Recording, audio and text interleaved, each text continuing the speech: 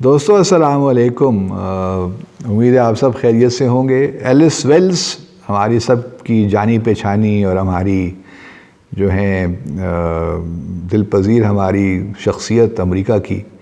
جو acting assistant secretary of state تھیں، وہ فائنلی جمعے کے دن یعنی کہ 22 مئی کو ریٹائر ہو گئیں سروس سے، اور اپنے جانے سے پہلے اپنے کچھ بیانات میں کچھ انہوں نے ویڈیو کانفرنسنگ کی کچھ میڈیا کے ساتھ یہاں ساؤتھ ایشیا میں اور سینٹرل ایشیا میں، اور کچھ باتیں انہوں نے ایسی کہیں جو کہ ہمیں پہلے بھی ان کے بارے میں معلوم تھا، لیکن لگتا یہ ہے کہ سی پیک کو لے کر امریکہ بہت بہت پریشان ہے اور اس کی پریشانی ختم ہونے کا نام نہیں لے رہی۔ ناظرین، ایک بات یہاں پہ میں ضرور کہنا چاہوں گا کہ دنیا تبدیل ہو رہی ہے، اور اس وقت جو معاملات ہیں آگے آنے والے 5-10 سالوں میں پاکستان کو بڑی احتیاط کے ساتھ آگے چلنا ہے۔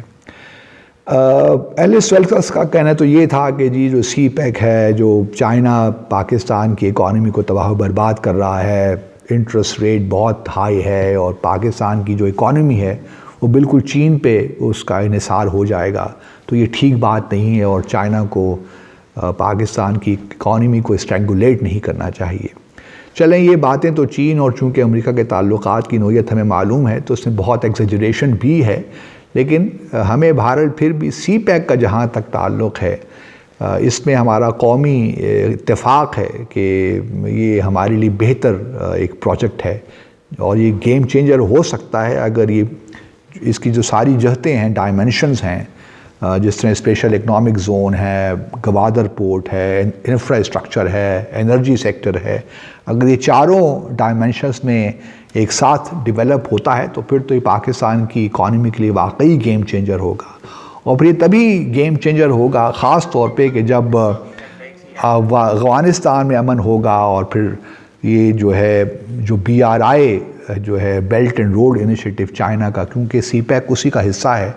تو پھر یہ سارا جو ہے علاقہ ایک regional connectivity, regional economic integration, اور اس میں اکنامک ایکٹیویٹی میں آئے گا، تبھی ہم اسے بھرپور فائدہ اٹھا سکتے ہیں۔ بہرحال اگر یہ نہیں بھی ہوتا تو گوادر پورٹ اٹ سیلف چین کے لیے ایک بہت بڑی فیسلٹی ہے جو پاکستان چین کو پرووائڈ کرے گا،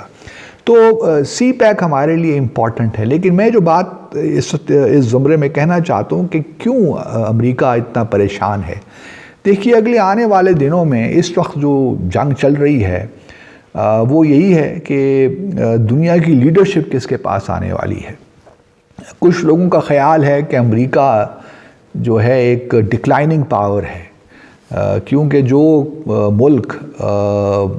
کرونا وائرس کو صحیح معنوں میں ہینڈل نہیں کر سکتا، سب سے زیادہ اموات وہیں پہ ہی ہوئی ہیں، تقریباً 1 لاکھ کے قریب، تو وہ کیا اب سپر پاور رہ گیا ہے۔ تو اب چین جو ہے وہ امریکہ کی جگہ آہستہ آہستہ لے گا۔ میں اس تھیسس سے اتفاق نہیں کرتا پوری طرح، اس کی بہت سی وجوہات ہیں۔ ایک تو امریکہ کے تمام مشکلات کے باوجود بھی ناظرین اس وقت بھی دیکھیے نا، تقریباً 700-750 بلین ڈالر امریکہ خرچ کرتا ہے صرف اپنے ڈیفنس پہ،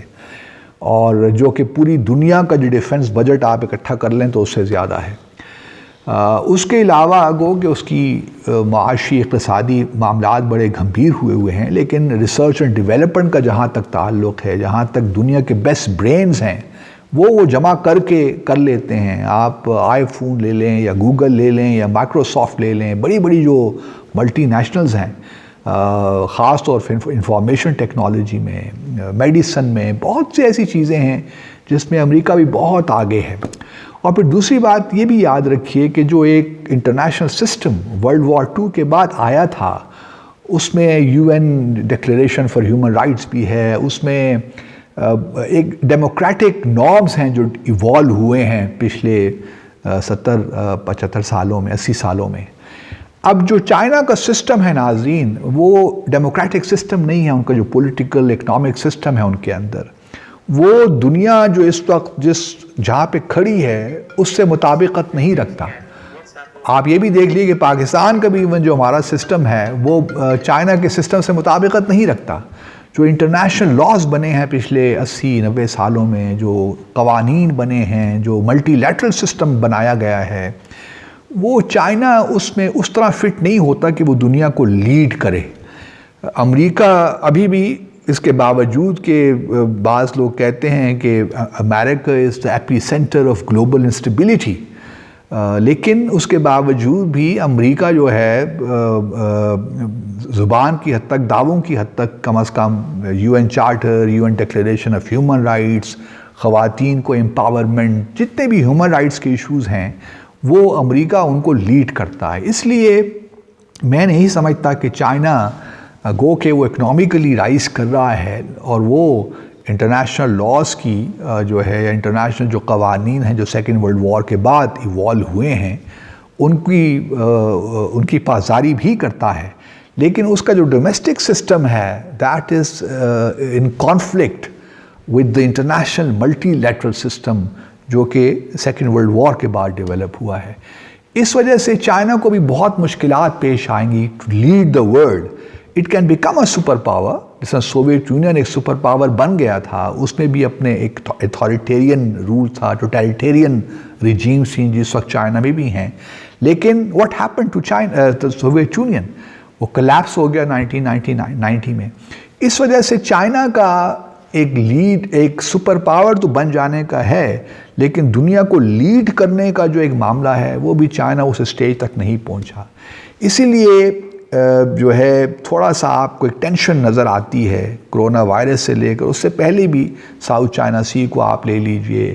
اس میں بھی پرابلمز ہیں. ابھی پچھلے ہی دنوں امریکہ نے تائیوان کی جو نئی پریزیڈنٹ الیکٹ ہوئی ہیں ان کو مبارکباد دی ہے، اس سے ٹینشن کریٹ ہو گئی ہے چائنا اور امریکہ کے درمیان. روس میں بھی دیکھیے، روس میں بھی صدر پوٹن جو ہیں وہ بھی ایک آٹوکریٹک رولر ہیں، وہاں بھی ڈیموکریسی اس طرح نہیں ہے. تو میں ذاتی طور پہ سمجھتا ہوں کہ دنیا تبدیل بہت سی چیزوں میں ہو رہی ہے. ایک طرف گلوبلائزیشن ہو رہی ہے اور ریکوائرمنٹس ہیں، جیسا کلائمیٹ چینج کا ایشو ہے، ہیلتھ کے ایشوز ہیں. اس سے پہلے ہم نے دیکھا ابھی کرونا وائرس کو آپ دیکھ لیجیے، ٹیررزم کے ایشوز ہیں اور ہیومن ٹریفکنگ کے ایشوز ہیں، ڈرگس کے ایشوز ہیں. اس پہ ہمیں گلوبل کوآپریشن چاہیے، ملٹی لیٹرل سسٹمز چاہیے ایفیکٹو. لیکن ابھی یو ایس نے دیکھیے ورلڈ ہیلتھ آرگنائزیشن کو دھمکی دے دی ہے کہ اگر آپ لوگ انویسٹیگیشن نہیں کریں گے کرونا وائرس کے حوالے سے تو ہم چھوڑ دیں گے آپ کو. جس طرح انہوں نے یونیسیف کو وہاں سے امریکہ نکل گیا. تو ملٹی لیٹرل سسٹم اس وقت ڈینجر میں ہے، کیونکہ پریزیڈنٹ ٹرمپ کی اپنی ایک سوچ ہے، لیکن اس کے پیچھے یقیناً ایک جو امریکی اسٹیبلشمنٹ ہے وہ بھی کار فرما ہے. تو اس وجہ سے یہ جو ہے ابھی معاملات ایلس ویلز جو ہمیشہ ہمیں کہتی رہتی ہیں کہ سی پیک آپ کے فیور میں نہیں ہیں، تو اس کی یہی وجوہات ہیں کہ وہ یہ نہیں چاہتے کہ پاکستان بالکل چائنا کی گود میں جا کے بیٹھ جائے. لیکن ساتھ ساتھ ہم یہ بھی دیکھتے ہیں کہ وہ ان ایشوز پہ بھارت کو سپورٹ کرتے ہیں جہاں پہ وہ ہماری جو نیشنل سیکیورٹی ہے اس کو ڈائریکٹلی افیکٹ کرتے ہیں. مثال کے طور پر وہ بھارت کو چاہتے ہیں کہ UN سیکیورٹی کونسل کا ممبر بن جائے، وہ بھارت کو چاہتے ہیں کہ نیوکلیر سپلائرز گروپ کا ممبر بن جائے، وہ بھارت کو نیوکلیر ٹیکنالوجی دینا چاہتے ہیں، وہ بھارت کے ساتھ ہر وہ کام کرنا چاہتے ہیں جو ہمارے لیے نقصان دہ ہے. تو ہم کس طرح جو اسٹریٹجک پارٹنرشپ ہماری ہو سکتی ہے وہ جو ہے امریکہ کے ساتھ اسٹیبلش ہو سکتی ہے. تو ایلس ویلز اب جاتے جاتے ہمیں بڑی نصیحتیں تو کر کے چلی گئی ہیں، لیکن ہم جانتے ہیں کہ ہمارے مفادات کہاں کھڑے ہیں اور ہم نے کہاں کھڑا ہونا ہے اور کس کے ساتھ کھڑا ہونا ہے. میں یہ قطعاً نہیں کہہ رہا کہ ہم امریکہ کے ساتھ اپنے تعلقات کو بالکل ہی ختم کر دیں، وہاں بھی ہماری تقریباً 8 سے 10 لاکھ پاکستانی وہاں رہتے ہیں، ایک بڑا امپورٹنٹ رول وہ ادا کر سکتے ہیں. لیکن بدقسمتی کے ساتھ ہم اپنی جو ہے سفارتکاری کو اس نہج تک لے کر نہیں جاتے جہاں پہ اس کو ہونا چاہیے. بہت سے مسائل اس وقت جمع ہو گئے ہیں، تو ہمیں ایلس ویلز کو ان کا شکریہ ادا کر دینا چاہیے اور ان کا جو پوسٹ ریٹائرمنٹ کریئر ہے اس کے لیے ان کو بیسٹ وشز پہنچا دینی چاہیے کہ آپ کو اچھی سی کوئی نوکری مل جائے. لیکن جہاں تک آپ کے مشوروں کا تعلق ہے، بہت شکریہ. لیکن پاکستان میں سمجھتا ہوں کہ ہم لوگ اتنے تو ہم میں ذہنی صلاحیتیں ہیں کہ ہم اپنے مفادات کو خود ڈیفائن کر سکیں اور اس طرح پھر اپنے جو ہماری خارجہ پالیسی ہے یا ہماری جو سفارت کاری ہے اس حساب سے ہم آگے لے کر چلیں. تو thank you very much ambassador Alice Wells. Wish you all the best in your next move in your future endeavours and I hope that you will keep coming to Pakistan. Let's stay in touch. Thank you very much.